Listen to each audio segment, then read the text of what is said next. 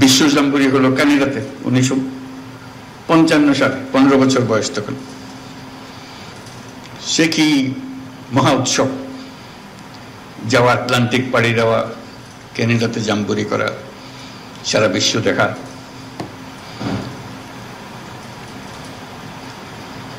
একটার পর একটা পৃথিবী উন্মোচনের পালা। তো সেটারই কাহিনী নিয়ে যে বইয়ের কথা বললো একটু আগে, যে দৈনন্দিন রোজ নামচা লিখতাম যে আজকে কি করলাম।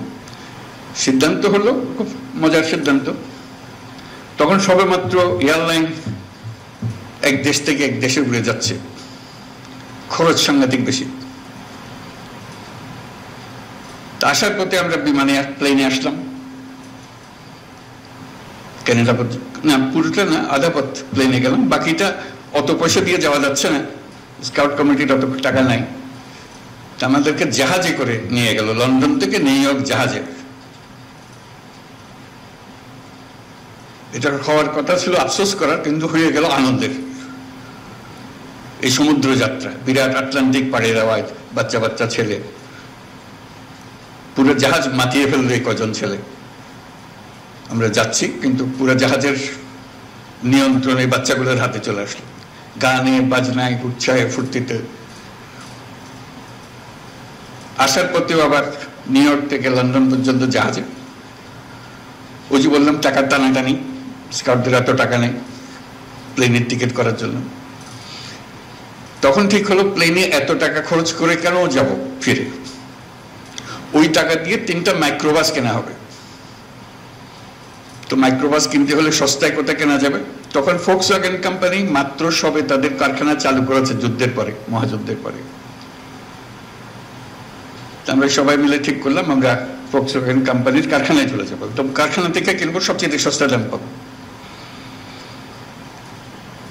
এই 3 মাইক্রোবাসে চড়ে এই কয় বাচ্চা সারা ইউরোপে ড্রাইভ করে পাকিস্তান পর্যন্ত ফিরে আসা, এই হলো পরিকল্পনা টাকা বাঁচানোর জন্য।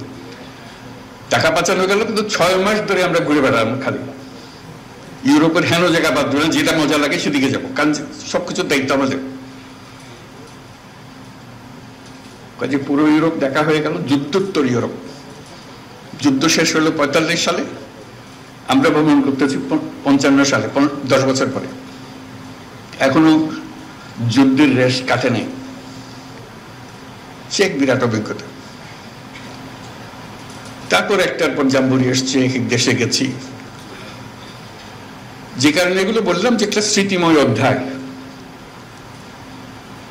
আশা করি তোমাদেরও এরকম সুযোগ হয় বা হবে। এই সুযোগ যে কত মূল্যবান, যে দুনিয়াকে দেখা, মানুষকে দেখা, অন্য দেশের মানুষকে দেখা, তাদের অদ্ভুত ভাষা, সবকিছু অদ্ভুত লাগে কিরকম বলে, সেই ভাষার শব্দ শেখা, এই বাচ্চা বাচ্চাগুলো, তাদের সঙ্গে বন্ধুত্ব গড়ে তোলা।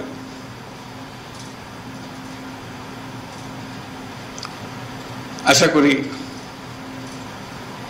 বর্তমান যে স্কাউটিং এর যে কর্মসূচি, এই এলিমেন্টগুলো, এই দিকগুলো থাকবে, যাতে করে পৃথিবী আবিষ্কার করার, নিজেকে আবিষ্কার করার সুযোগ তরুণরা পায়। বিদেশ থেকে প্রিয়জনকে উপহার পাঠান প্রবাসী শপের মাধ্যমে। যোগাযোগ করুন স্ক্রিনে দেওয়া নম্বরে।